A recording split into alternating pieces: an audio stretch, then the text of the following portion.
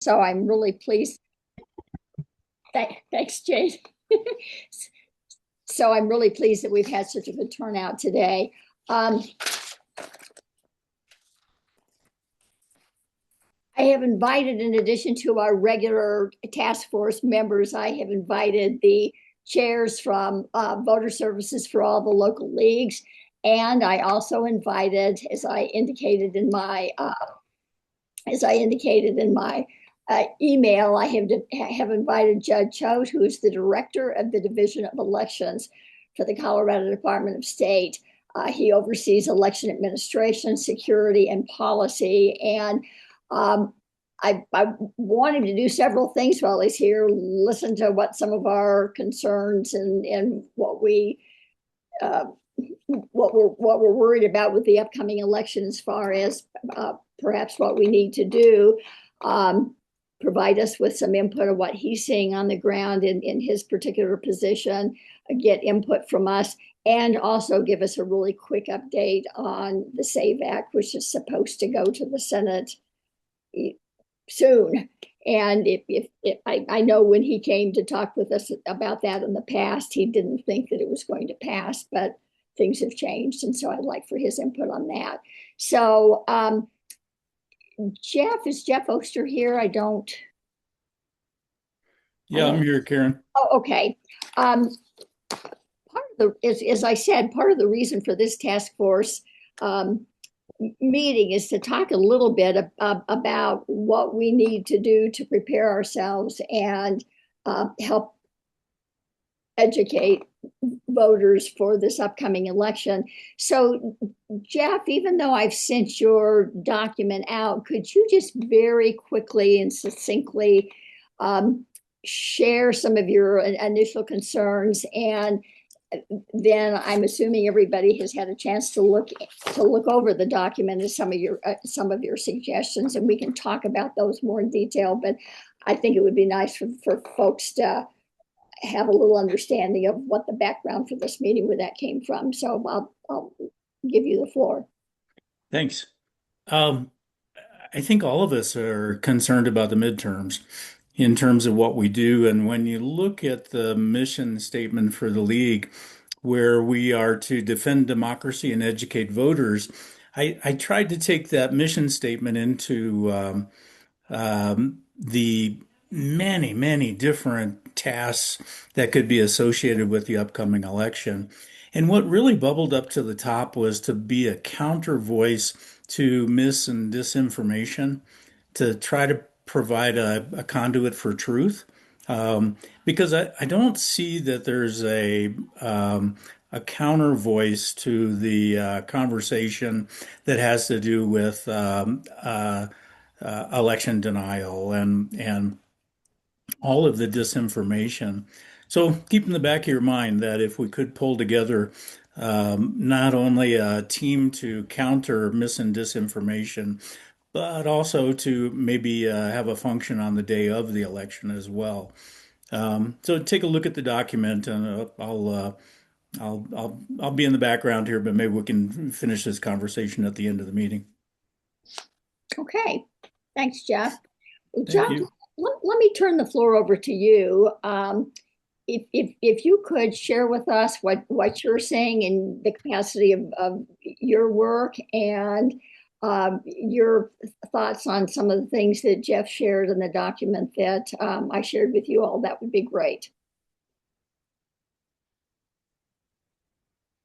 Judd, and you're on mute. I'm sorry, I don't know that I understand the question. Oh, okay.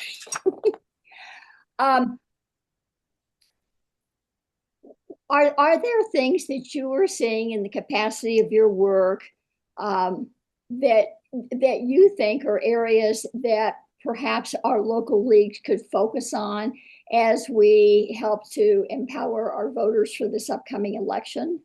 And your response to some of the items that were included in the document that Jeff put together that I shared in my email. So much of what we're doing right now is preparing for things that I've never prepared for before. This is a very unusual election cycle because of the sort of continuously changing landscape of issues that we're facing that are worrisome, different. The like we're almost having daily meetings at this point about what do we do if the administration refuses to deliver mail ballots. We're a mail ballot state, so if the president were to issue an executive order preventing or demanding that the USPS not deliver mail ballots to voters or not return mail ballots from voters to the election offices, that completely torpedoes the way that we do an election. And there are various ways that we can respond to that, but they are, all of them are incomplete. To answer the question, we have absolutely no idea. The president says things, and he has said a number of times that he will do this executive order and that executive order about various things, and then they don't come. There was the executive order 14268, which is the elections order from March 25th of last year. That has a number of pieces to it, but none of them that were all that relevant to Colorado. And much of it has been stopped through litigation. The only one that was really going to be a big deal for us was requiring documentary proof of citizenship to register to vote, but that was pretty much instantly enjoined in multiple courts. And we joined the California case, which is being litigated in Massachusetts. I don't know why. I don't know why a California case is being litigated in Massachusetts, but since we are one of the 19 states in that case, and that court has enjoined documentary proof of citizenship, then we don't have to do it. I'm not sure what other states are planning to do that didn't join that case. Those are questions that they have to deal with. There was a part of that executive order about mail ballots that was very concerning to some states about outlawing postmarked return. So ballots that were voted, inserted into the mail stream before Election Day, but were received after Election Day. That does not really affect us because the universe of people that vote that way in Colorado are literally in the tens each election, and those are military and overseas voters who return their ballots in Ghana or Madagascar, and it takes 30 days to get here, and we get it 5 days after the election. We encounter that from time to time, but it's in infinitesimally small number. So even if that was outlawed, we could survive that. But there are states like Washington, Oregon, California, Nevada, Montana, Hawaii, that receive ballots after Election Day and count them. And those 11 states, there are 11 states that permit that. Those 11 states would have to do some serious fancy footwork in their statutes. I would note, and I know I'm sort of just stream of consciousness here, but I would note that on March 23rd of this year, so about 35 days from now, the U.S. Supreme Court is going to hear a case called Harper v. U.S., and that is a case out of Mississippi, Mississippi leaves or accepts ballots up to 3 days after Election Day, and the federal government DOJ sued them, and they lost at the 11th Circuit, and that case has been appealed to the U.S. Supreme Court. And that argument is on March 23rd. So that case is about whether you can receive ballots and count them after Election Day. So we will probably know the Supreme Court's take on that issue in June. A case that's heard this late is almost certainly going to be a June opinion. And, we have an election in June. So it would be really nice to know how we're supposed to treat those ballots if it's going to change. Like I said, it's going to be a much bigger deal for other states if the Supreme Court says that you can't receive and count a ballot after Election Day. Just so that you have some context on that, I'll give you a great number. I often, pretty much every legislative cycle, will get a call from a legislator who, in very well-meaning, will say, why don't we accept ballots after Election Day that were mailed before Election Day? That would be a great change to our law. Help us to do that. And every time I tell them, no, it's a terrible law. It's the worst possible way to run a mail ballot election. And also I'll go through and it's like a litany of problems that creates. Most notably, it just slows everything down, and you don't know who wins elections on the night of the election. You know it a week later, and that's just really hard for people's trust in election outcomes. But I'll go into that conversation with them. And over the years, I've decided it would be a good idea if I had some data to support some of my arguments. So I've gone to other states who do that accepting of ballots after Election Day and asked for data. Turns out in 2020, Colorado was unable to count 22,000 ballots that it received after Election Day. So these were ballots that were mailed. We received them in the USPS, but at a point in time when the election was closed and we couldn't accept them. Washington State will accept a ballot up to 10 days after Election Day. So for 10 days, anything that was postmarked on Election Day or before, they'll accept. Well, I asked Washington, how many ballots were you unable to accept because they arrived too late? So even after those 10 days, these are ballots that were mailed on Election Day or before, but they were received even after the 10 days. And they had 40,000 ballots. So this argument that for some reason it helps people, it will save a vote here and there by allowing people to vote those ballots and then accept them after Election Day, is dispelled by actual data. And when you talk to the Washington folks, they will tell you, very honestly, people work to the deadline. And it's like, I'm a lawyer. We're famous for submitting our cases to courts at 11:59 p.m. because we will work literally all the way to the deadline. Well, that's what voters do. Voters work to the very last minute.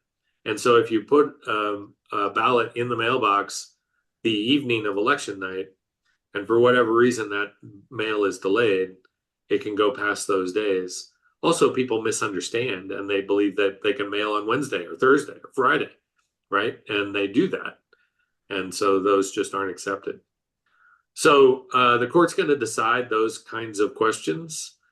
Probably. We'll see. Sometimes they, punt on things and they do very narrow rulings, but I'm going to guess that they'll do a ruling that'll be relevant for us. And my guess is, based on the sort of how the different sides are aligning, that they will probably find that you can't accept ballots after Election Day, in which case it'll just be our policy anyway. Mhm. They may have an exception for military and overseas because there is a federal law, the MOVE Act, which was passed in 2009 and encourages states to adopt a receipt deadline after election day for military and overseas ballots. It doesn't say you have to, but it encourages in a federal law. So I'm going to guess that the court will do a carve out for that. Anyway, I know you're all interested in elections.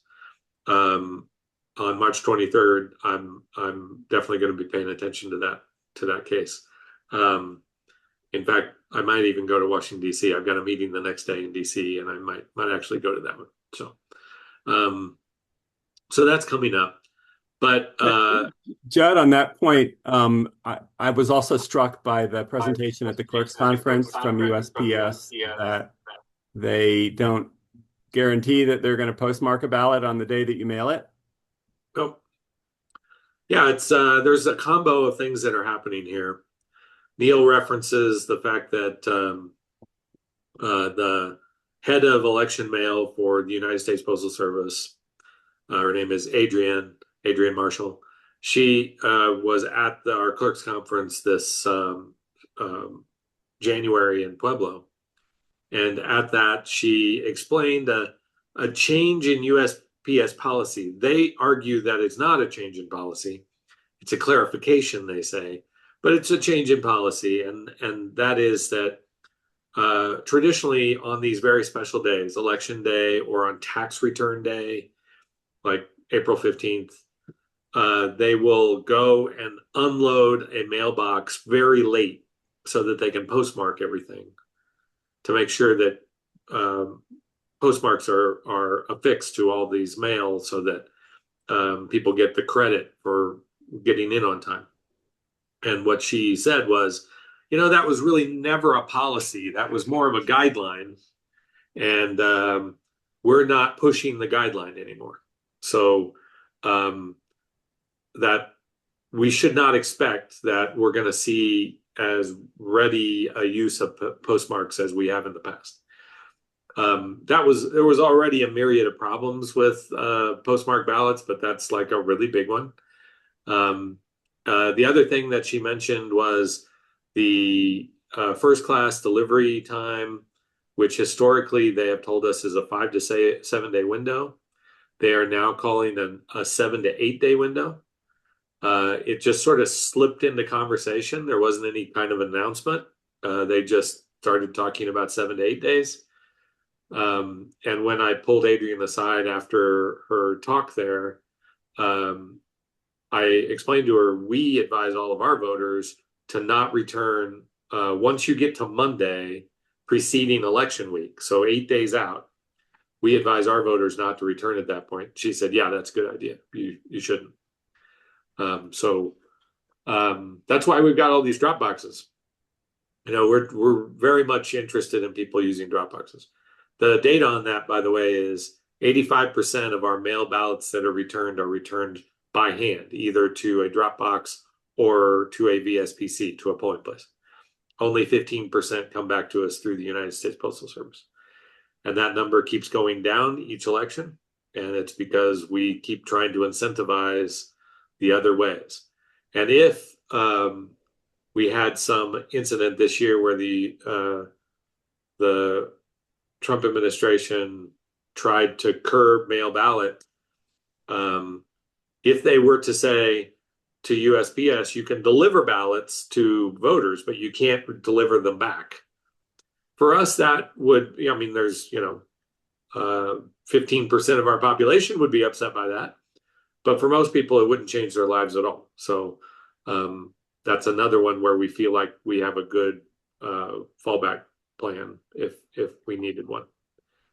So that's USPS. That's the one that is for us an existential issue. But there are other things that we're very worried about, like disruptions at the polling place.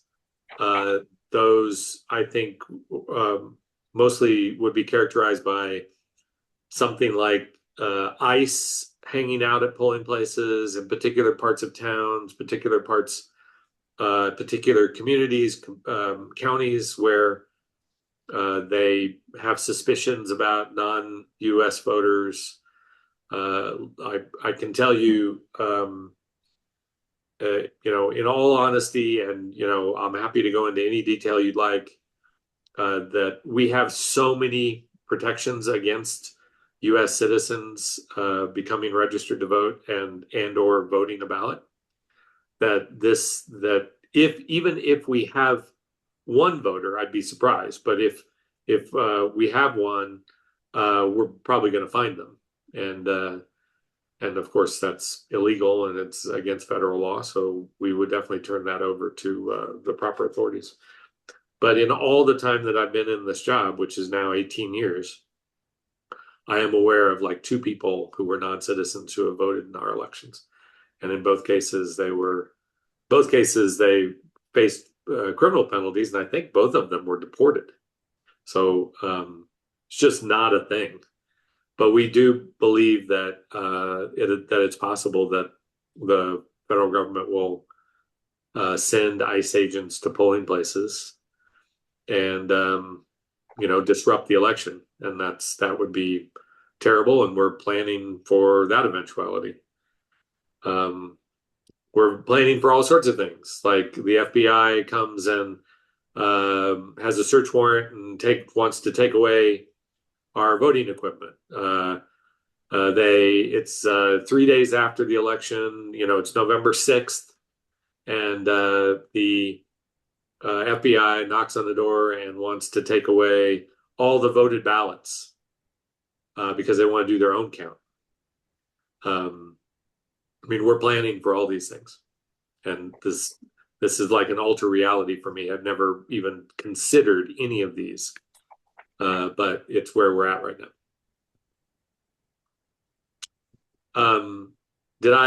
So that's, you asked, like, what are we working on? We're not working on voter registration. We're not working on urging voters to return their ballots. We're not working on ballot content and ballot structure to make it easy to read. We're not doing all the things that we do in a normal election cycle to prepare for an election. We are doing all this other stuff. So is that gonna, if you don't have time to have all of the other things that you ordinarily do during election, how are those things going to get done?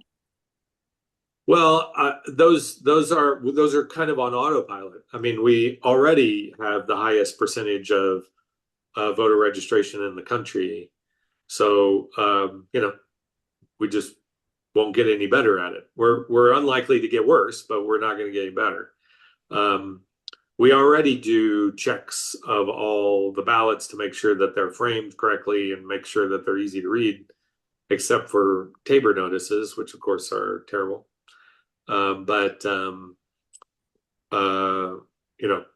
We have some great ideas for the future, but we don't have time to work on them now.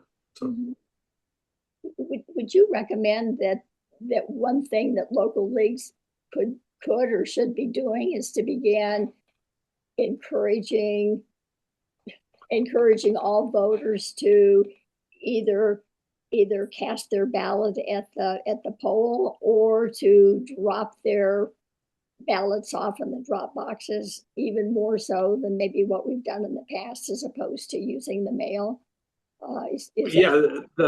Using the drop boxes is the safest,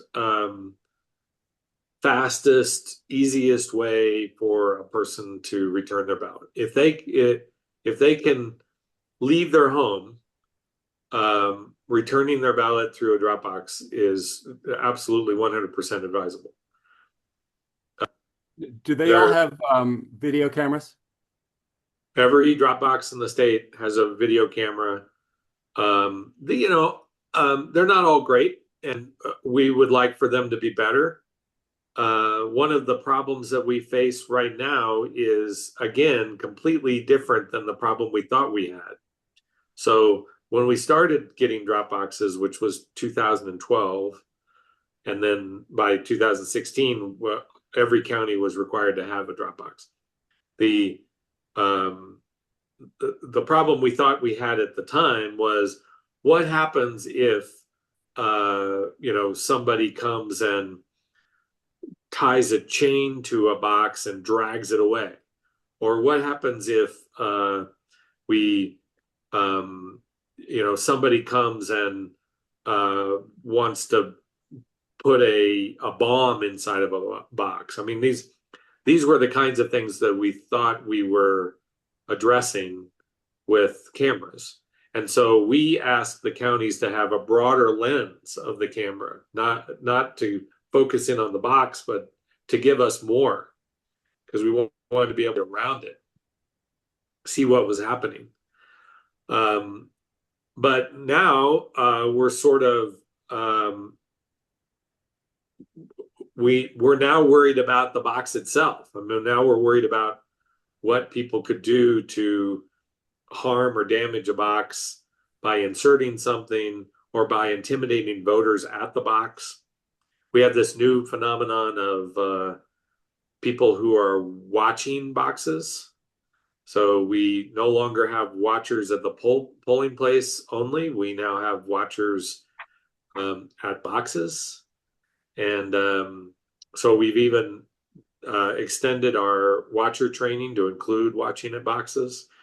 And unfortunately, because they're out in the world, we can't tell people don't stand next to a box. Don't intimidate voters by standing next to a box. They have to actually do something affirmatively to intimidate voters for us to have any legal remedies. So that's unfortunate. But we believe the boxes are the best way to return, or to return your voted ballot directly to a polling place. Mhm. Those are the best ways to do it. This election will have 415, maybe as many as 417. There's 2 that are being deployed shortly in this primary election. So about 415 boxes, and we'll have about 130, 140 polling places. So, that's nearly 600 places where somebody can drop their ballot. Again, if they're physically able, that is certainly what we advise people to do. Is there a bias in who uses the drop boxes? I mean, like maybe Karen would know rural areas, that 15%, who is that 15%? Yeah, we have some data on that. The counties with the highest Dropbox usage tend to be metro or front range counties, more populous counties, sort of those medium-sized counties also have very high usage. The more rural counties have lower usage for reasons that probably are apparent, because there's 2 things that are going on in the more rural counties. One, they tend to have more conservative voters. More conservative voters are voting at a higher percentage in person. So that curbs that number somewhat. And then you might live an hour away from a Dropbox. If you're like, for instance, in Dolores County. I was visiting Dolores County. That's where Dove Creek is. It's the county that's right on the Utah border. Dove Creek is, if you take a left-hand turn instead of a right-hand turn out of Dove Creek and go 4 miles, you're in Utah. And if you live in Dove Creek, you're fine because there's a Dropbox right there. But if you're in another part of Dolores County, your closest Dropbox is Telluride, and you've got to go over a mountain range to get there. So there are certainly people in that county who might find using the United States Postal Service to be the best remedy for them. We completely understand that, and it should be an option. It's just that right now, I'm more worried about it than I've been in the past. Telluride would be closer than coming to Montezuma County. We've got a Dropbox out by Lewis. Yeah, so if you go, so it sort of depends on where you're at in the county, but like Dolores is a long, flat county. if you were sort of on the eastern side of that, Telluride is about 45, 50 minutes away, but you got to go across the mountains. And then Dove Creek is about an hour that way. You can go north. Off the top of my head, I don't remember the name of that town, but there's a town in southern Montrose County that has a drop box right next to the post office. By the way, I've visited every single drop box in Colorado. We have photos of every single one, so that we can, if we need to, if somebody ask us, why is it too close to this, or why is it too far away from that, or we can look at those photos and see right away whether what they're saying is actionable or something. So, Well, Jeff, would you recommend that we encourage some of our local league members to get the Watcher Dropbox training and institute some of that? I got asked this yesterday by a different good government group. I don't know if that's a label you like or not, but it's a different group. And my answer was I started down the road of, sure, that's great. And then I kind of thought to myself, anybody standing next to a Dropbox is intimidating. They just are. I mean, but because they're just standing there. And why are they just standing there? Even if they want to make sure everything's okay. They just want to stand back and make sure nothing is happening that's bad around the box. So I don't know. I think it's a hard question. If a person was interested in watching a box and they were 50 feet away from it and sort of relatively inconspicuous, I think that's great. And I don't have any problem with that. But my fear is that that's not the way a voter sees it. The voter sees people hanging around and they're just naturally intimidated, whether that action is designed to be intimidating or not. So. Okay. So it's kind of a catch-22 on that. It is. It's totally catch-22. My fear is that the only people that will want to be watchers at a Dropbox are the bad guys. Oh, that could be. And I don't know what to do about that, because we tried to put a law in place that said that people could not be within 20 square feet, or I remember what the number was. And we were told by the lawyers at the Office of Legislative Legal Services that would be a violation of people's First Amendment. And, it probably is. But there's lots of things that are a violation of. My response was, it's only against the law when a judge tells me it's against the law. And that's usually my remedy to all legal problems, is that as soon as a judge tells me that it's a problem, I will cease to do it. But maybe that's a bad attitude. People are asking me questions in the chat and I'm not paying attention. Can I go through these real quick? Yeah, why don't you? All right. Do we have a plan in case this effort to not certify? Not really. I mean, that's kind of outside of our world. I guess there's two certifications. There's our certification that happens at the end of an election. So you go through the counting and recount and so forth, and then you do your risk limiting audit, you do your canvas, and then you certify. We have not seen any kind of successful organized effort to address that, to do anything to damage our process. And so we're not really worried about it. I will say there was a candidate for Secretary of State back in 2022 who advised all of the Republican county canvass members to vote against the canvass because he believed that the election had been unfair, and he had lost that election by like 30 points or so. That was the election where Pam Anderson, it was a primary election. That's where Pam Anderson won the primary. And this was the guy that finished third. And so he advised all the canvass board members not to sign. And instead of 64 people not signing, 3 people didn't sign. So we can live with 3 people not signing the canvas. We have laws in place that allow us to get around that if we need to. So we're not really worried about it at the state level. Obviously, if we had 25 counties that did it, that would be a public relations problem, even if we have a law that helps us get around it. But there is the other certification, which is the federal certification. There is, in federal law, there's what's called the safe harbor date. That's the date at which we have to provide all of our materials and the winners of elections to the U.S. House and U.S. Senate.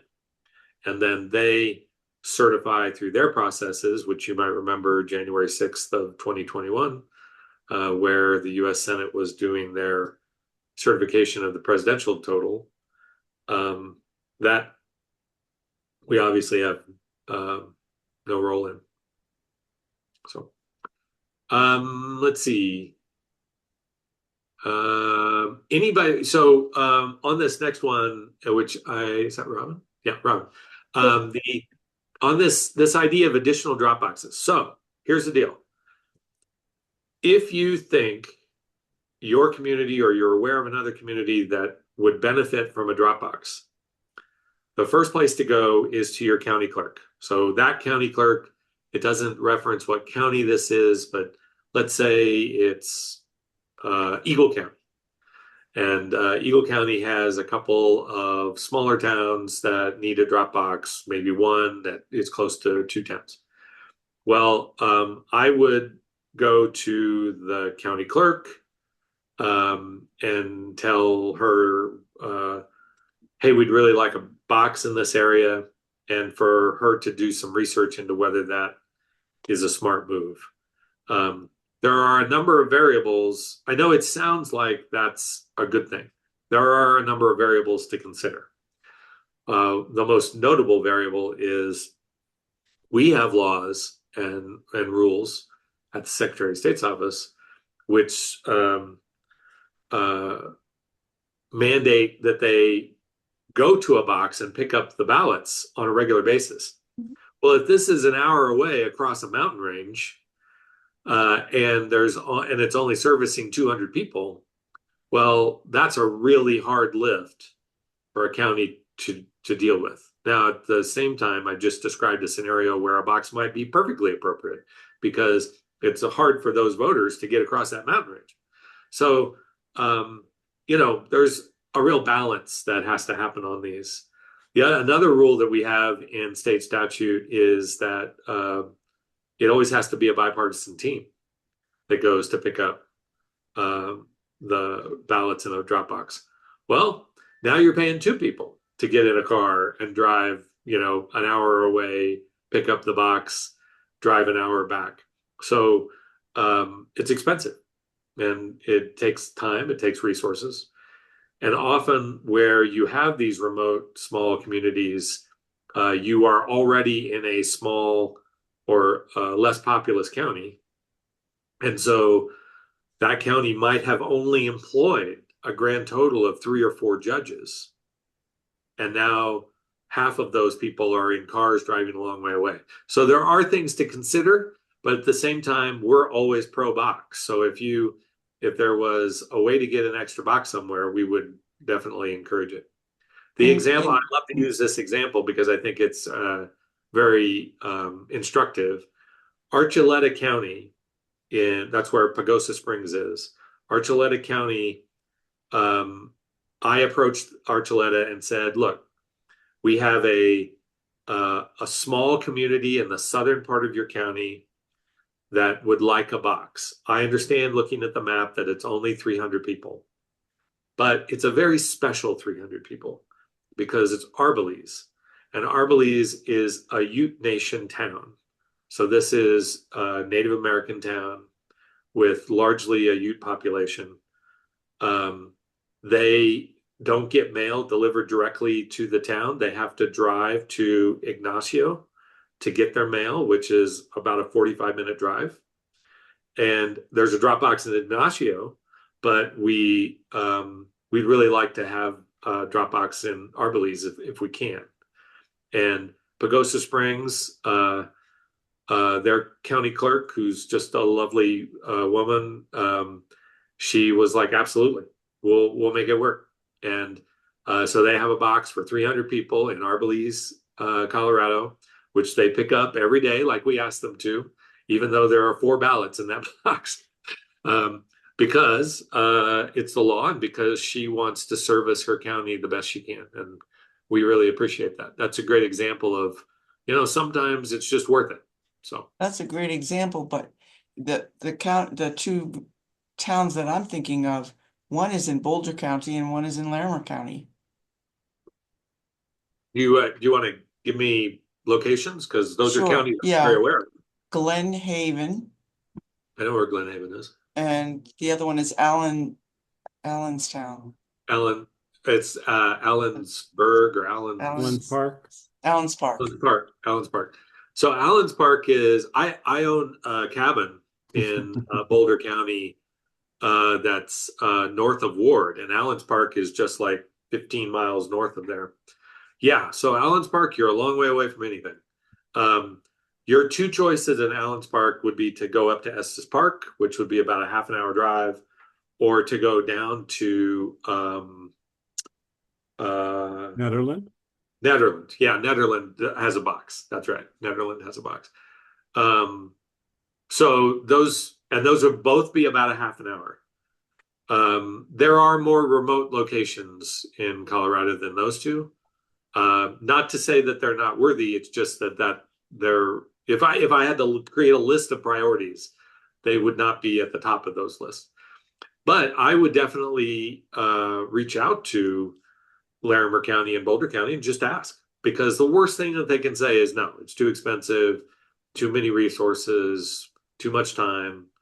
But they're in the service industry. Molly Fitzpatrick in Boulder County, who is, if I had to do a list of my top 5 favorite clerks in the state, Molly Fitzpatrick is absolutely in the top 5. She's probably in the top 1. She is an amazing clerk. I mean, really believes in the mission 100%. If you made the case to her and you were persuasive, she would bend space and time to get you what you needed. So I'd encourage you to give her a call. I think we could do it on the basis of resources. If some of those other counties, like I can't remember what you said the county was for Pagosa Springs, can do it for their county, they have fewer employees, I'm sure, than say my county, Boulder County, and Boulder County could spend the money having somebody do nothing but drive around in a car picking up a ballot here and a ballot there. Yeah, and it's funny you should say that, because that's literally what a larger county like that does. They have pickup teams, and that's for 6 hours a day during the election. They get in cars and they drive around, and they have this schedule. We'll be at this place by 1, we'll be at this place by 2, we'll be at this place by 3, and they just drive around the county picking up ballot. Yeah, absolutely. And again, they're in a service business, so if you provide the need and make the case, they're probably going to do everything they can to help you. I'll note that there are a couple of very interesting cases that you may not be aware of, where there are drop boxes that are on the county line or very, very near the county line of multiple counties. And though in those cases, the counties will work together. Like one county will go on Tuesday and the next county will go on Wednesday, and then it'll go back and forth. And if you pick up ballots that are for the other county, they'll do a trade. Every day they do a trade. So it's there are ways to even maximize resource allocation as well, that can work for everybody. Adams County has a number of those because of the sort of oddities of Adams County, where so many of their communities cross boundaries into other counties. Other topics. How many questions have you got? I don't know what questions you're on. So well, I'm looking at Celise's question right now. By the way, to go back to, I got an email from Neil earlier today, and he asked about the 17-year-old vote in a primary. We consider that to be a closed question because of the interpretation of the AG's office of the constitutional amendment from 2022 that the AG's office believes addressed this issue. I don't actually believe that that is correct, and I've made that case.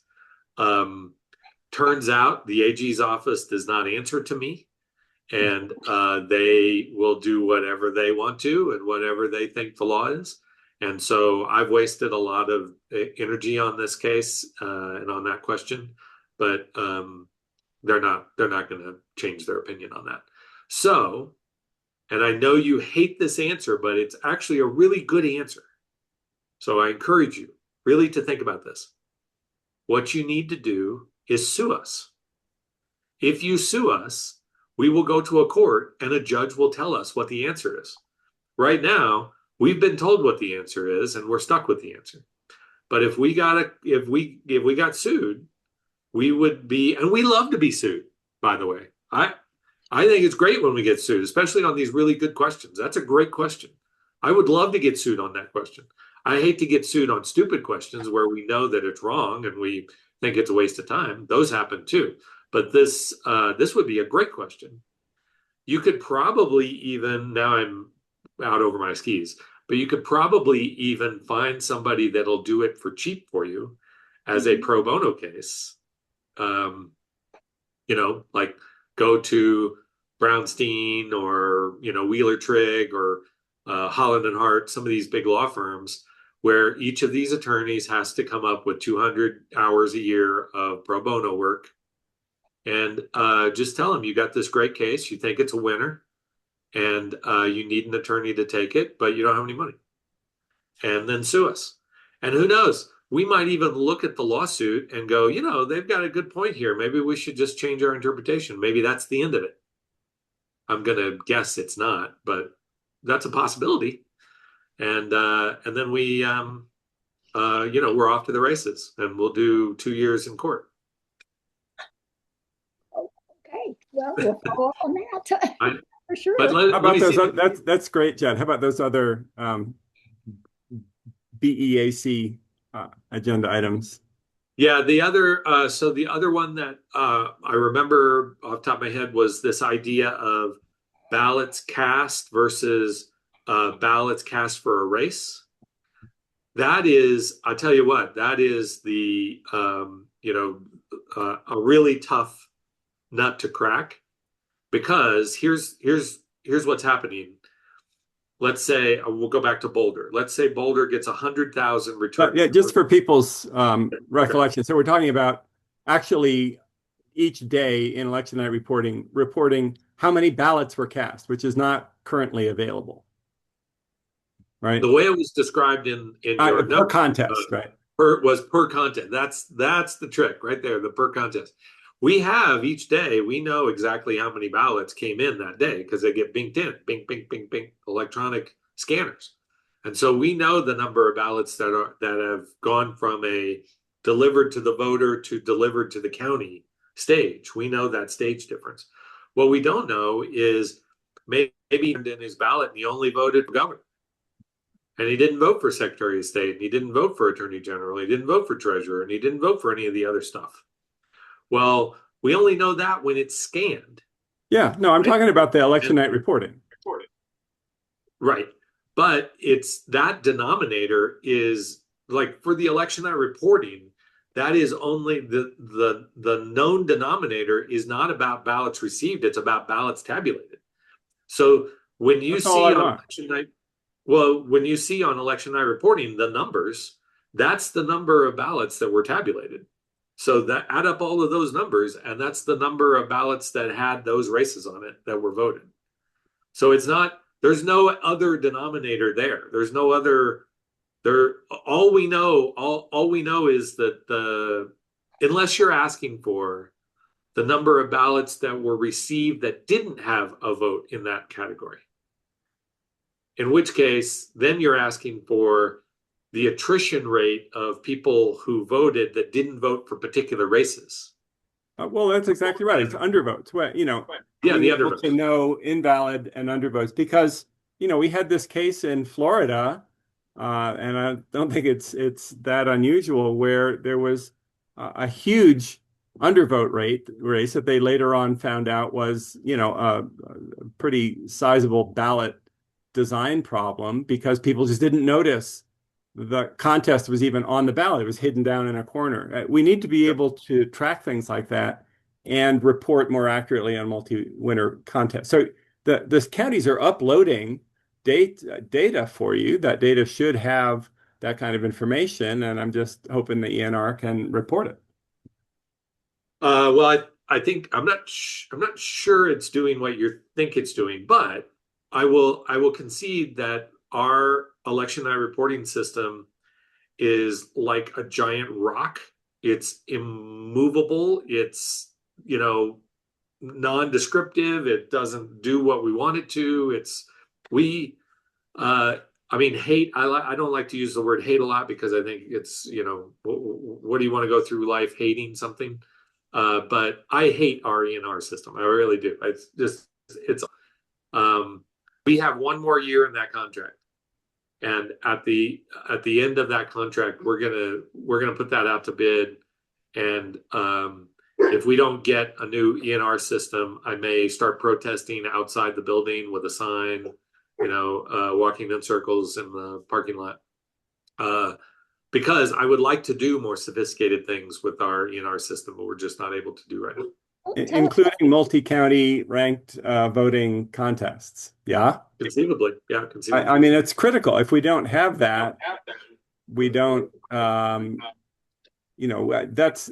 it's even more important to have daily reporting of the actual outcomes so far in a multi-county instant runoff race. And you don't have the capability to do that without doing a lot of extra work, which you need to do if you don't do it through your ENR system. Anyway. Would you say, what is it, ENR? Sorry, election ENR, night reporting. Okay. Election night reporting. And it's Clarity the system is the one you're using that now. everybody looks at 7 p.m. on election night. That's the system that we have a link to on our website. And it just doesn't, it's a jalopy is what it is. I mean, it just doesn't do anything. And we would really like to get a better system. So let me go back, because I know that we're running out of time, but I want to catch some of these other. So Celeste asked about I voted stickers. There are counties that do this, that have I voted stickers at their drop boxes. They have like a little roll attached to it. You could just peel one off and stuff. And yes, occasionally they will lose 100 I voted stickers because somebody rips them all out. But for the most part, that kind of works. There are places where people do that too. I'm not really familiar with that in Colorado, but I know that it happens.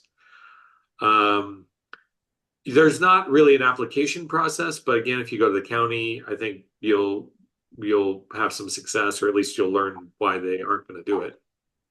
Are there any specific planning for Denver?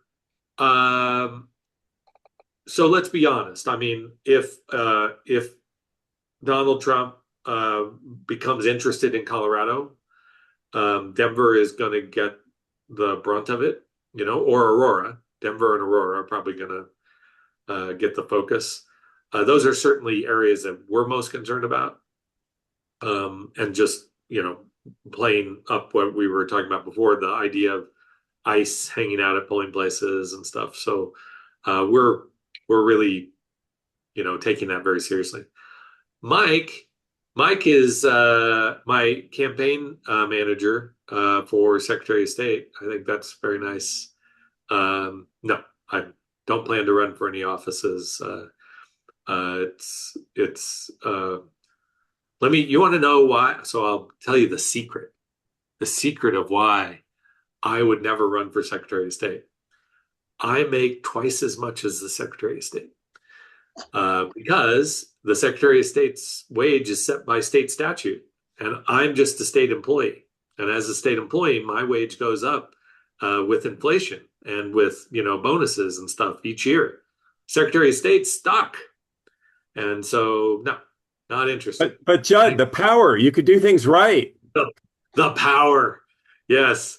I'm missing out on my opportunity. No, I think I'm good. We have two. I don't know if you know them, but we have multiple candidates, but we have two very prominent candidates for Secretary of State. And I'm not supporting or anybody of any stripe, but the two people who have announced are Amanda Gonzalez, who's the election director or the county clerk in Jefferson County, and then Jesse Danielson, who is a senator in the Colorado Assembly.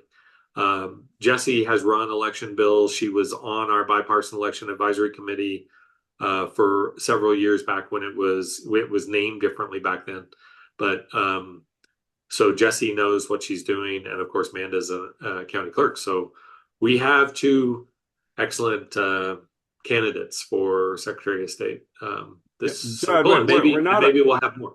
So Judd, this is not a partisan call, but you can't say that and leave out the candidate who's sitting right here in the call right now, because Yeah, we have somebody who's did you know running. that Celeste is running for Secretary of State? I had no idea that Celeste was. Celeste, you're running. Well, now I know who I'm going to vote for. So are you on the on Tracer as an announced candidate? I didn't know I this. am. Well, first of all, congratulations and much respect, because let me tell you, I don't want to run for Secretary of State, mainly because of the money. But the other thing is it's a big hairy pain in the rear to run for an office, right? You I got to know go that. get money. I know, see? You got to go get money and you got to do all sorts of stuff. Here, let's see, committee. I am looking for you right now. Well, again, we really shouldn't spend time on candidates during a league nonpartisan call, but I just couldn't leave that, for This decency's is sake. the best I news will of I the will entire also call. give you full disclosure, there are 5 Republicans running also. Absolutely. Yeah, I don't really know. I don't know any of them. One of the 5 Republicans was running for governor until a couple of weeks ago, and another one changed from Libertarian to Republican in the last month and a half. That's probably why I don't know them. What's not working? Yeah. Any Anything else? chance of getting the IRV audit data online? Transparency and public confidence. Larimer did. You wrote software to do auditing of IRV. It's a huge move forward for the world, and you ran one, and we haven't seen the data yet. Post it. Well, I don't know if you saw my response to you, but I did ask the audit team if that data was available, and they said yes. Just have him reach out to this email address, and we'll send it. The question of whether we'll post it on the audit center, I did not ask, but as you suggest, it's yes. I mean, the answer is yes. I just don't got know software when that and under loads what it condition. from the audit center, so it'd be super more practical and help us test all the other things if it was actually just there like the rest of the stuff, which would allow Got it. people to actually find it. Yeah, it's true. I'll bring it up. Okay, so we've talked about one of the things that local leagues can do is maybe encourage our voters to use the drop box or to go drop off their ballot at the poll. It doesn't sound like you're too gung-ho about encouraging folks to be watchers at the drop boxes.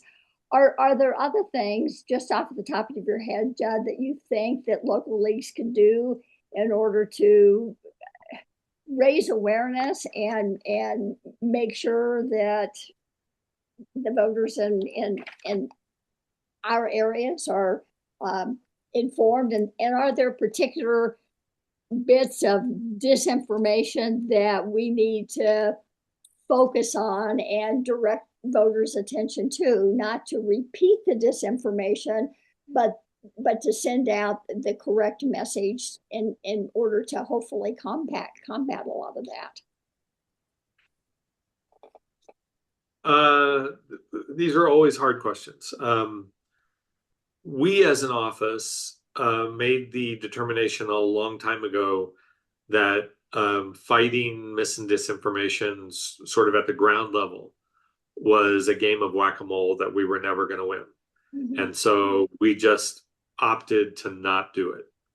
And I don't know if that's the right decision. I think a good argument could be made that by disengaging so aggressively, we have given up ground to people. But at the same time, I also know that it was a losing battle. That there was a time in 2021 when I was writing a bunch of tweets, and we were doing we had worked together to try to find a distribution group that would always push out our tweets and retweet and stuff. And it's just, you just can't win. They're too effective at drawing in interest, and our responses are too ineffective. So I'm not to say that we should cede the field, but I just don't know that that's a good use of your time. But I guess that's up to you. If I was looking at a good government group like yours, which I really respect, and I appreciate the fact that you're here and active, the kinds of things that I would be that I would suggest you prioritize are publicizing important dates, like you should have gotten your ballot by now. You should definitely, if you were going to mail, you should have mailed by now. If it's too close to the election, now you should be hand delivering. And like maybe reminders about, hey, you might believe that the state never does list maintenance, and people who are dead are all over the poll, or all over the voter list. You are incorrect, because here are the various statutes that apply and the various lists that the Secretary of State's office gets. Just being a good information source for things like that is probably a good idea. Here's an idea that I've been toying around with for a while. And again, that's something that's not that hard to do. We have right now I looked at it a couple of days ago. I think we have 508,000 inactive voters in Colorado. Inactive voters is part of the gig. This is just something that you get when you run an election in Colorado and in all NVRA states. An inactive voter is a person who you contact, the election office contacted, but the mail came back as undeliverable. You sent what's called a VIC, which is a voter information card, and that voter information card came back as undeliverable. Now you take them from active status and you switch them to inactive status. That's what the definition of an inactive voter is. It's a person that you no longer believe lives at the place that their record says they live. And because of that, chances are they don't live in Colorado anymore, because we update everything so aggressively using United States Postal Service, using the Driver's License Bureau and so forth, that typically we're going to catch people when they try to move. So we have this 508,000 people that are in this inactive status. Well, some of them might very well be college students who have never gotten a piece of mail in their life, and they don't have a driver's license. So they are the category of people who can move from place to place to place that we would never know about. And I was thinking the other day, what we need? We need somebody out there who's writing that pulls the inactive list from us, which we can give you easily, looks at that inactive list and calls or texts all the people that have phone numbers in their file, which is about 2/3, about 60% or more, and says, hey, you are currently inactive. If you want to vote in the next election and still live in Colorado, you need to reactivate your voter registration. Here's how you do that. go to govotecolorado.gov and update your voter registration. I'm going to guess, and this is totally off the seat of my pants, but I'm going to guess that, 40% of that list of 500,000 people, so say 200,000 of them, have a cell number in their file. And somebody just needs to reach out to them and say, hey, do you still live in Colorado? Do you want to be registered to vote? Because right now you're inactive. You're not going to get your ballot in the mail. So you need to update your voter registration. Go here. We don't do that because under state law, that's not something we can do. Only the counties can do that. And we don't incentivize or tell the counties that they have to do it. Maybe we should. And that was actually where all this started, because I was like, ooh, we can tell the counties to do something else, which they all hate me for. But in the meantime, maybe you could do that.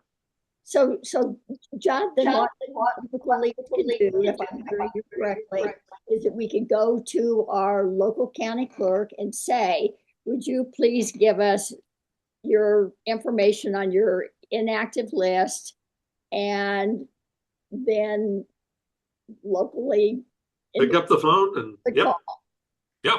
call them or text them or whatever you want to do. Okay. You can do that at the county level, but we could also just give you the list at the state level. Would we need to buy it at the down by county? It is broken down by county. We could ask that it be broken down by county. And yes, technically this is a $50 list. I think again, if you don't tell anybody, I could probably get you that list for free. Can you send that to me? Absolutely. I could definitely do that. Great idea. I see a hand from, by the way, I will, in the last election, in the 2024 general, so the presidency, I asked my team to figure out how many people were inactive before ballots went out, became active, and voted in that election. And I thought that the number I had in my head, I was like, well, that's probably 10,000, maybe 20,000 people. It was 74,000 people. I was blown away. It was many more people than I thought it was.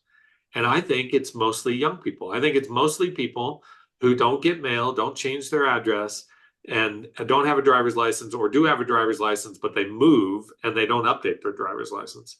And so the ways in which we would usually be able to track them so that we can send their ballot to the new place, we're not able to track them. And because of that, their information is old and we can't send them a ballot anymore. Okay. So we need some way to be able to catch that group. And maybe it's as easy as, we send out a bunch of text messages and tell them, hey, if you still live in Colorado, you need to update your information. Here's where you go. So Judd, I do have a question. On that same call, if the answer was, oh no, I moved out of state, would they then be able to take them off the voter rolls? Or yeah, so fantastic, Mike. Love it. So here's what the second part of that call says.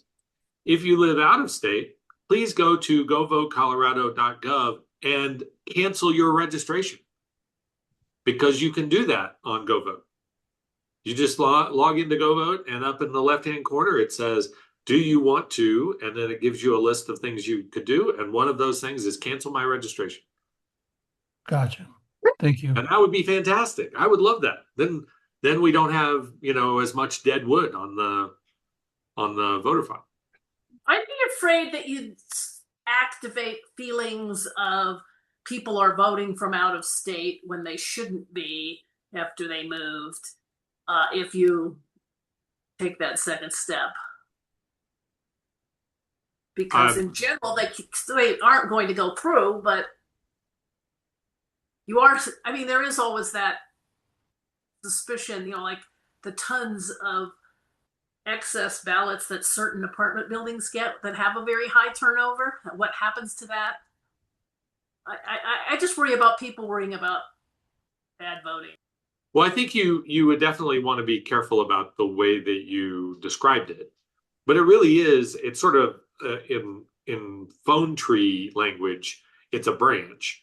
You say, if you're a Colorado resident, and you want to vote in Colorado, go to govotecolorado.gov, update your information so that your ballot will be mailed to you. If you no longer live in Colorado or never resided in Colorado, I mean, whatever the phrasing is, you can go to Go Vote Colorado and cancel your registration because currently you have a voter registration in Colorado. You could do that. So I think you could cover those bases. And yes, Celeste, that's exactly what I said. So we had, before the 2024 general election, I think we had 550,000 inactive voters in Colorado, and 74,000 of them activated to vote in that election. So that meant, we have this, the universe is, we have 4.1 million active voters. And then we have 500, and in that case, we had 550,000 inactive voters. And of those inactive voters, about 14% of them or so activated their voter registration in that election cycle so that they could vote. Yeah, A bunch of them that on didn't. their own, or was What's there, that? did they do that on their own, or did somebody prod them to do that? I am unaware of any effort to encourage them to go from inactive to active status. This is my little brainstorm idea that I came up with a couple of days ago.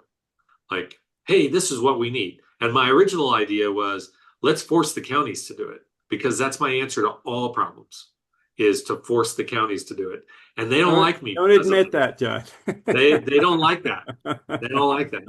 But it occurs to me that maybe that's not the right scenario. Maybe it's outside groups that could do this work. And it's so the thing that the counties can do that you can't do is that the counties have access to their email address. You don't have access to their email address. So this could also be done largely through email, and the counties could do that, whereas you only have access to the phone number. Okay. So, well, that for lots of folks that may be more effective, especially if they're younger. Voters are not looking at emails anyway. So, Barbara, did you get your question answered? Barbara, I did. Thank you, Karen. Okay. Let me ask you really quick, Judd. Could you give us an update on your thoughts about the SAVE Act, where we stand? Is that thing going to pass or not? I am more worried about SAVE Act than I was last year.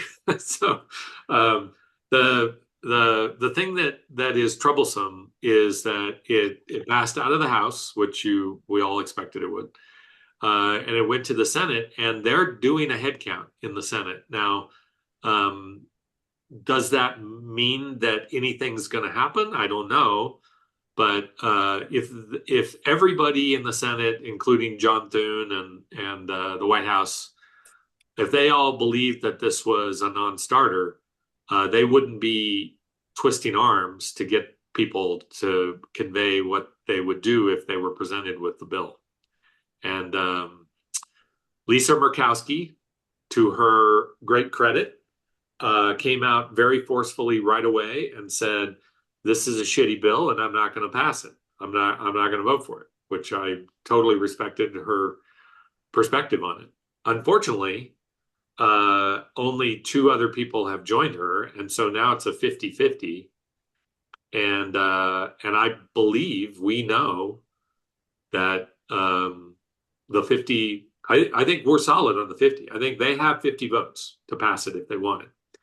But as I mentioned last year, this is a policy bill, and a policy bill requires a 60 vote number to defeat the filibuster.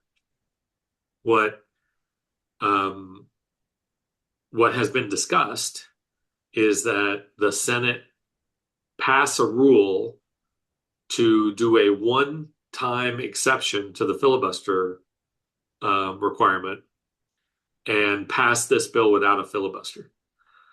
That has been openly discussed. John Thune, the Senate Majority Leader, has been standing in front of microphones talking about that. And I'm seriously worried about that. I would just point out the irony. I think I probably mentioned this last year. Colorado could do documentary proof of citizenship much easier than a lot of other states can, because we have such a high percentage of our population that has driver's licenses. It's 98.1% of our voter population, of the 4 million plus voters we have. And when you get a driver's license in Colorado, you have to show 2 of 7 different credentials to get that license. And of those 7, 5 of them demonstrate your citizenship or not. So that usually means that we know whether we've got a citizen or not because of what was shown at the time in which they got a driver's license.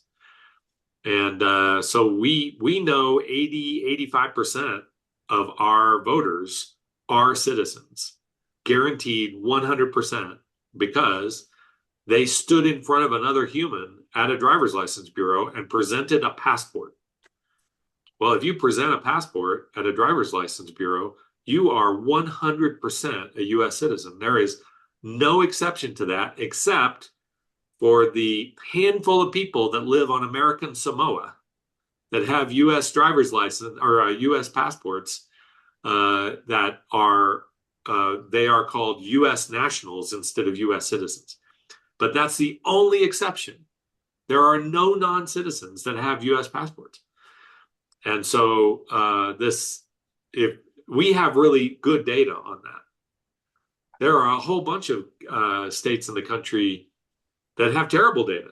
They either don't have a relationship between their elections office and their DMV, which 6 states don't, or the DMV keeps crappy data.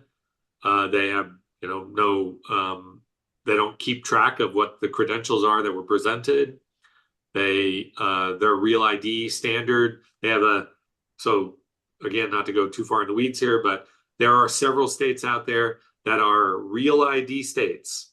All U.S. states are Real ID states. However, they will also issue a license which is not a Real ID license.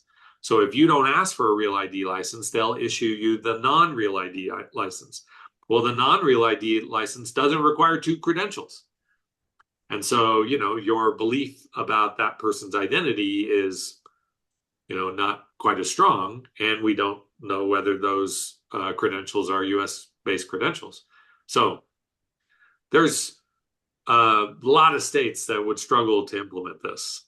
And Colorado, it would be so painful, but we would get through it.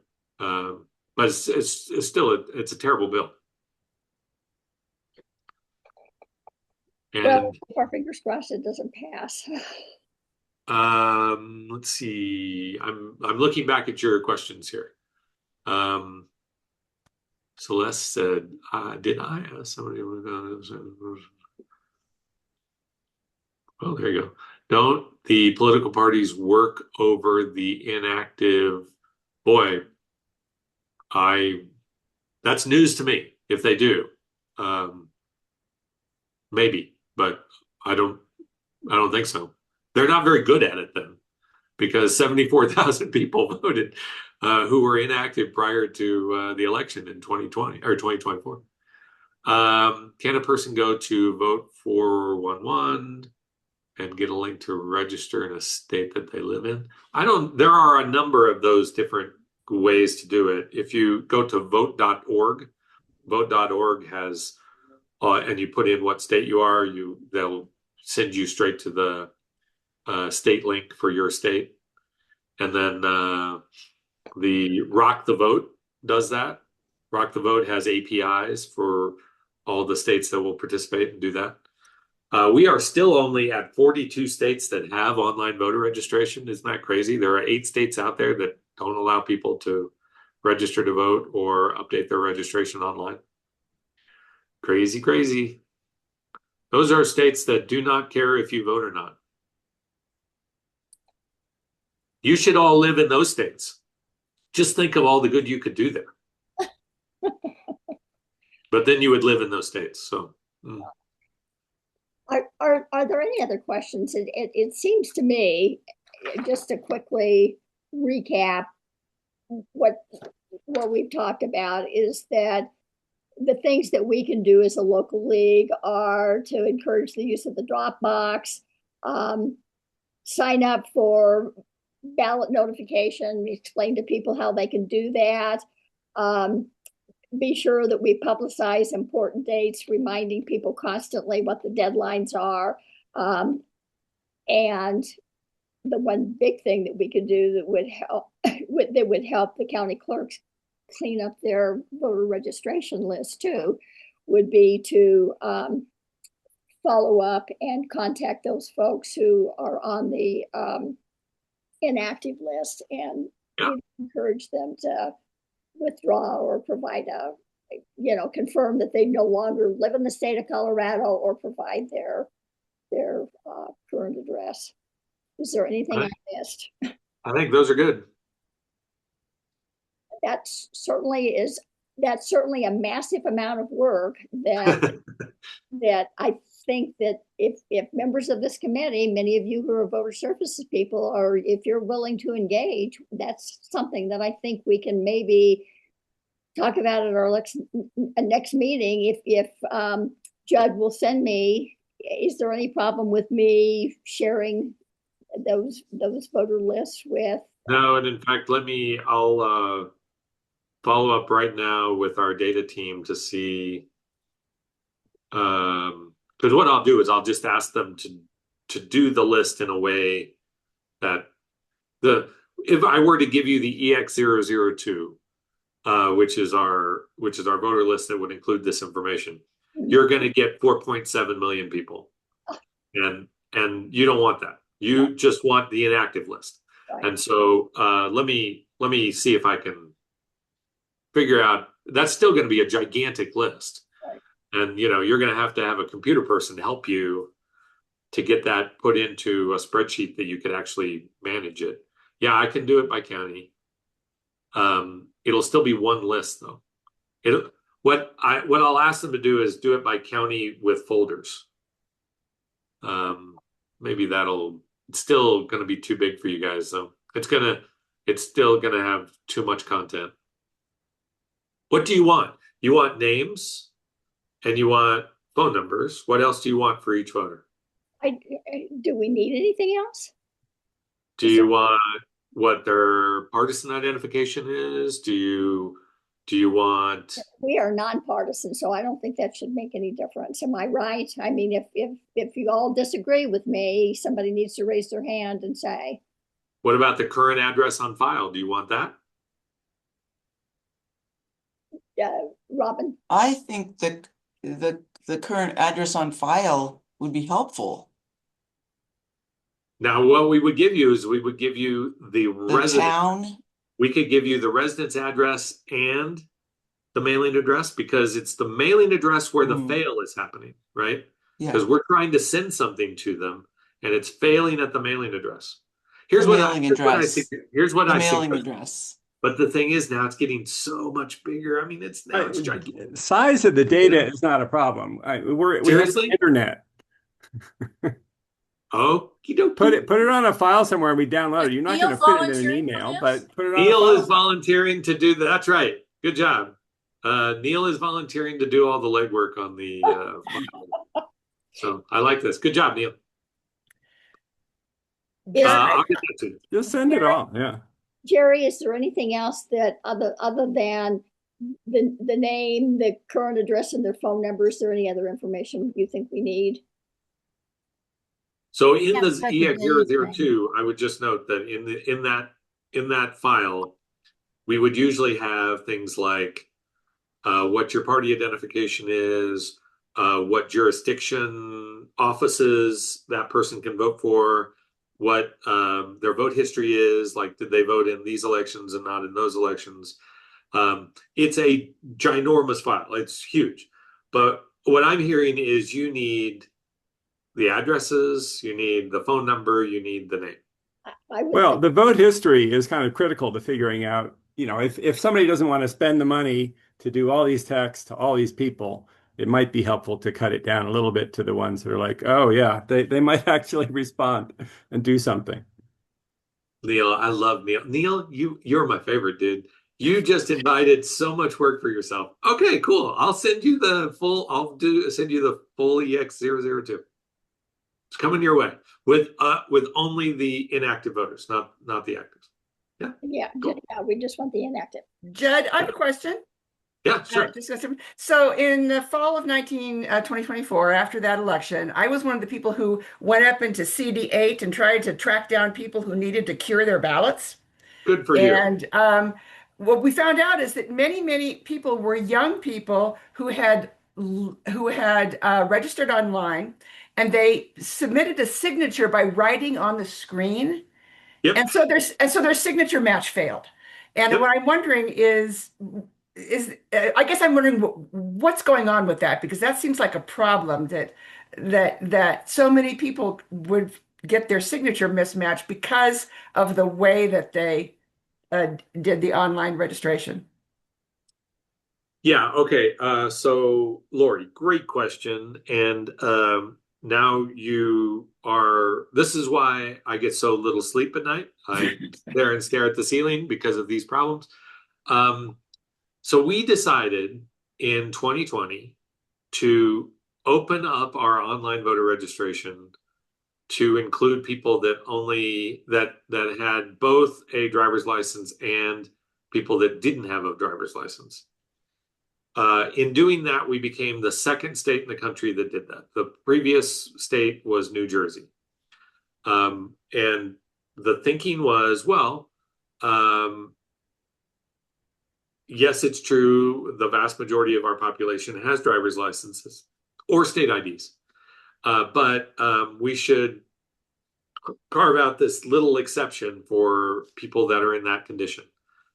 As a practical matter, what's happened is that people, like mostly young college students, have gone online, they've registered to vote, and they've registered to vote only with their social security number. And they have not linked it to their driver's license, even though they have a driver's license. And for various reasons, which are not worthy of our time here, it's really hard to take an SSN and connect it to a driver's license. It's easy to take a driver's license, connect it to an SSN, but going this way is really hard.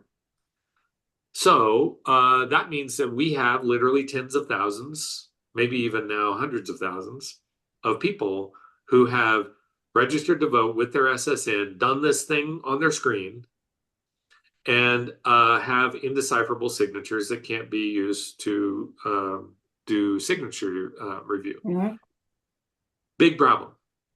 I have taken this to my bosses, and I don't want to get in trouble, but I have been told that that is a small price to pay to assist this group of people who struggle to be engaged in the political system. I actually would have gone the other way on this and said, you cannot register to vote unless you give us a real signature, period. And only allowed for either only allowed the DL and just not done the SSN, or allow the SSN, but only allow uploaded PDFs. Mm-hmm. That means somebody did it on a piece of paper, took a picture of it, and uploaded it as a PDF. Yeah. I made that argument. I have failed. So I have failed you, Lori. I apologize, because you had to do all that legwork in the last election, and it's largely because of my failure. I still think there's a way to salvage all this. There's the small way, the tweaking way of salvaging it, which is turn off the ability for people to do a signature on their phone.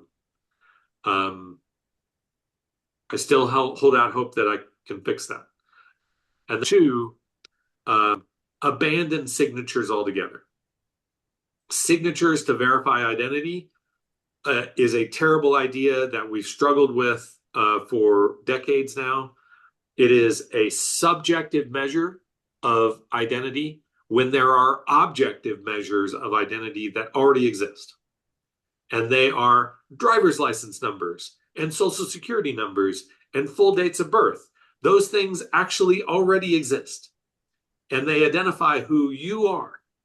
And those are the things that we should be asking people to do to show that they are the person that they say they are.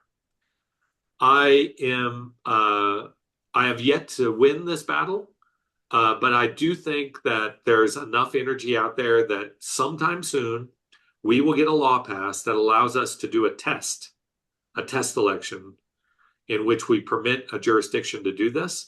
And instead of rejecting 1.5% of the ballots that they receive, like what happens in a normal Colorado election, they will reject 0.1% of the ballots, and everybody will go, wow, that's a great way to do it. Why don't we do it that way?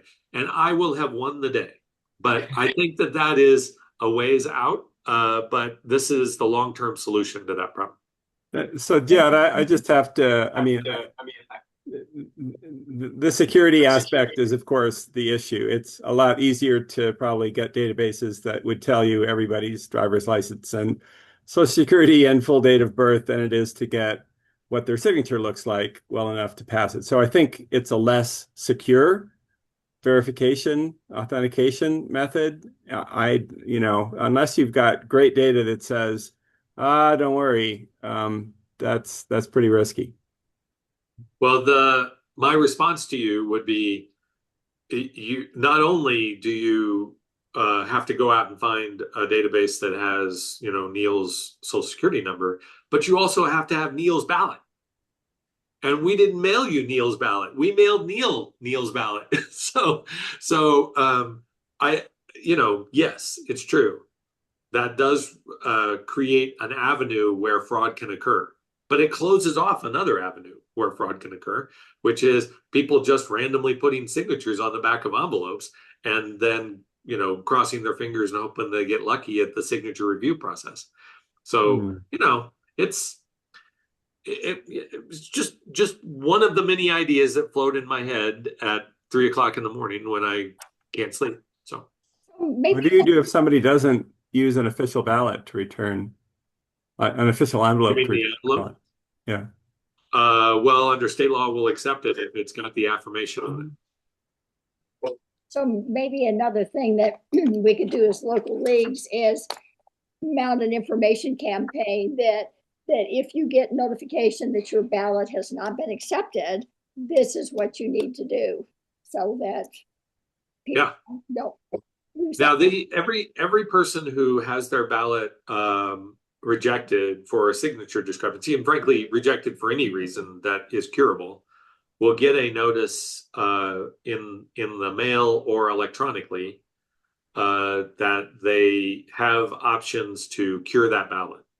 And that's what Lori's talking about, is that she was out doing the cure. And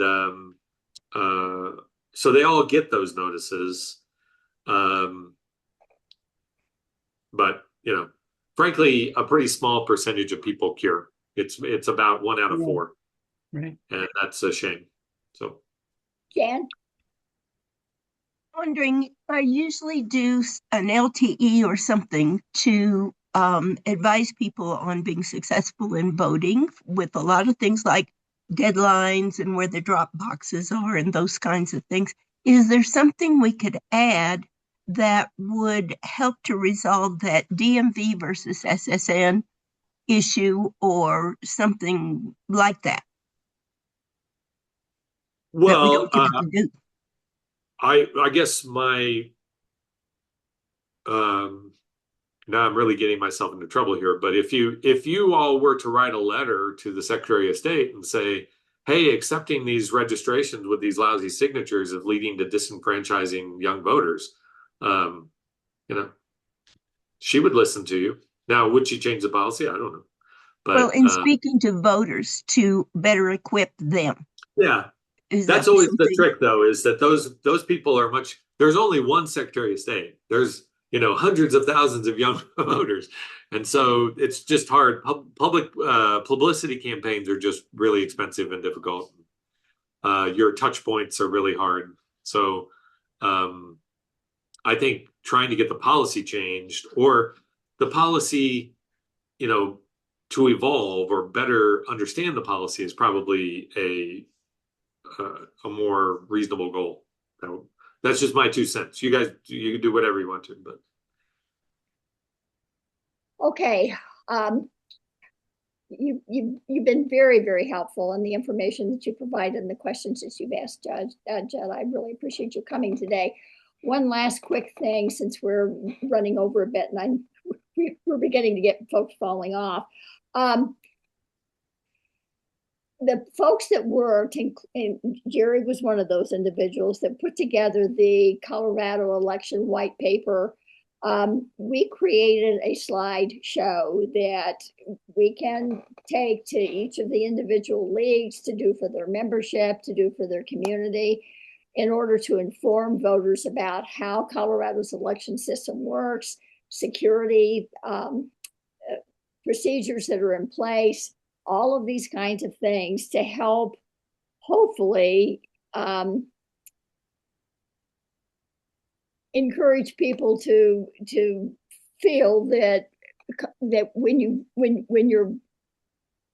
vote and your ballot is counted, that when the Secretary of State announces that these candidates are the ones that won, that the voters can have confidence that those are the people that Colorado voters actually voted for. So we can get, I can get that information out as a local league support. If you are interested in having a presentation, if you'll contact me or contact Jerry, please, we'll be happy to follow up and find a date that works and get that on the calendar. Jerry, do you have to add to that, or Judd? Karen, you have, on a separate question, you have Matt Crane scheduled, the head of the Colorado County Clerks Association meeting, on a future meeting. Do you know when he's scheduled? Yes, he's going to be at our meeting in March, and the March meeting is, let me pull up my calendar. The March meeting is, well, it should be on the 19th. So I'll double check with him, but he is planning on coming in March. You're always welcome, Judd. We're open to even members of the Secretary of State's office. Yeah. Absolutely, you can come. I am more than happy. I'll make myself a note to send you that agenda. Yeah, I'd love to come. The Matt was at a presentation I made yesterday, and he sat there quietly and never said a word. And I was like there must have been 10 things I said that he must have wanted to jump in on, and he just sat there quietly. And I told him afterwards, you realize that if you had made that speech and I had been in the cheap seats, I would have been hurling insults the whole time. And he said, "Yeah, it's the difference between you and me." But yeah, I'd love to join. And please send me your slide deck. I'd love to see it, and maybe there's ways that I can help you with that. So yeah, definitely. Okay, well, it's on the 19th, and again, I'll be sure to send that out to you. Cool. Great. Any other quick questions? Well, thanks to those of you that hung on, and we'll see you again in March. And if you've got other ideas, those of you that were here today, of things that we can be doing, then please share those with me, and I can share those with all of the statewide leagues. All right. Super, yeah. Thanks again. Thanks, Karen. Thanks, Judd. Bye-bye.